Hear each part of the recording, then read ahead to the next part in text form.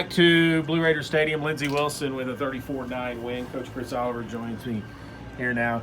Coach, thought the game plan was outstanding today. I know that there was probably a few times when we maybe didn't execute exactly the way you would hope on offense, but I thought for the most part that you hit the nail on the head during the pregame when you talked about how athletic this defense is and how they could compete and how they probably should have a better record than they had last year. But I tell you what, that's not a bad football team out there. No, I got to give them a lot of credit. I think when I first turned on the video, we had some games from them from last year, and then we watched the Kennesaw State game as well from last week. And you kind of throw that one out the window, but you can still see personnel-wise that they had some guys. But when we watched their team from a year ago, especially focusing on their defense, I just was very surprised that they only came away with 3 wins because they're well coached, they're very sound, and I thought their personnel was strong. So, it was one of those where, I was concerned a little bit about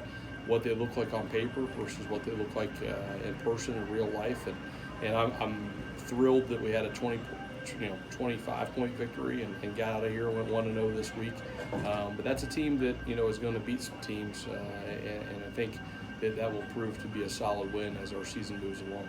The defensive line was, I thought, outstanding for the most part today.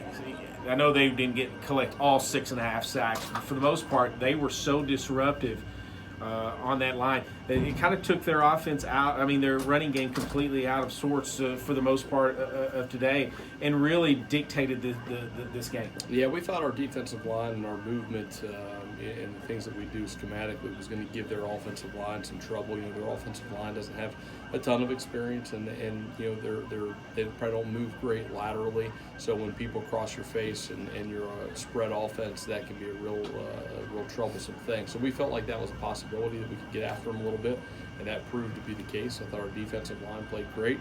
I thought our defensive coaches had a great plan, and our guys went out and executed really well. Offensively, I thought it was one of Cameron Dukes' better day. I thought he made good decisions. And he got forced out of the pocket a lot today, but for the most part, I thought he did. He played one of his better games. Yeah, I thought Cameron was really solid. We had them 1 interception, and that was a 4th and long. And we talk about that when we install those situations in training camp. We say, hey, every now and then we're going to throw one up on 4th and long or 3rd and long, because we're not really big on punting or just playing it safe. And sometimes it's going to show up on the stat sheet against us, and that's just okay because our receivers are going to go make that play sometimes too. So you kind of throw that one out the window. I thought Cameron played really well. We got to get our pass protection straight. I'm not real pleased with how we protected again 2 weeks in a row. I think we are a better offensive line and better pass protecting team than we've shown. But right now, we haven't proven that. So we've got some things to correct, and we got some things to improve upon. We got to get that. We got to get that fixed. And the depth of your receivers really showed up today. Jay Godlike with 8 catches. I thought he stepped up. Terrell Cole with a terrific afternoon, over 100 yards. Josh Lewis with a 2-touchdown game. He really spread the ball around very well today. Yeah, I think so. And there's some other guys who haven't shown up yet statistically that still have big time talent. Obviously, those guys have shown up for a couple games in a row, but Trey Dickerson is a guy out there, Hunter Watkins is a guy out there, Jordan Lastly, and Demetrius Patterson's playing a little bit more. And we got some depth in that next group with Milton Welchel and Chandler Gray. So even though those other guys may not get the touches, I feel good about that group. We're going to only continue to get better. We just got to keep getting more consistent. Special teams-wise, I thought your kick coverage was much better this week than it was. I think that probably took the biggest step from week 1 to week 2. Yeah, very excited about that. Kickoff team looked much better. Obviously, kickoff return, we had a couple more big kickoff returns and good field position following that. We punted a little bit more than we wanted, but we were solid there. And punt return, we came after a couple. We were really close to getting a couple blocks, didn't quite get that. And we still have to do a better job of making decisions on the back end and save us a little bit of field position. So I think we have so many things to correct. We got to get some personnel issues corrected. We've got some issues coming out of the huddle on the sidelines and don't have enough personnel. And just doing some things that are controllable and that ultimately reside on the shoulders of the head coach. And our head coach has got to get some stuff straight so we can be a better football team.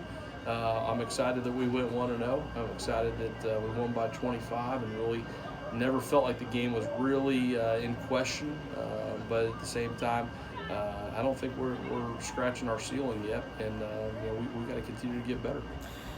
You talked about how you wanted a quick start today, and you, for the most part, you got it. And especially, 3 and out, and then you score on that first.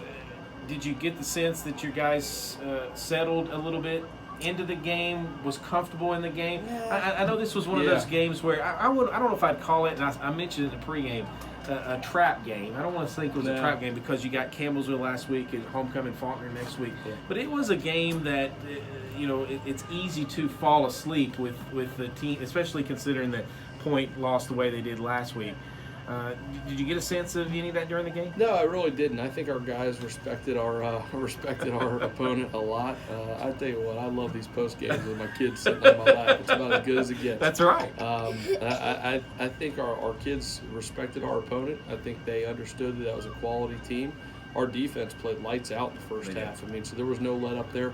Honestly, I think it just was execution and settling in on offense. There were some positives. And then, we just got a little bit of a situation where we have a lot of 9 and 10 guy plays on offense. We're not playing with 11 guys on the same page consistently enough. We play with 10 guys, play with 9 guys here and there. And I think we have the chance to be a better than good offense. I think we could be a great offense. I think we have the makings of, if it comes together, we could be an elite offense. We have a lot of weapons and a lot of tools and guys, with experience in the right spots.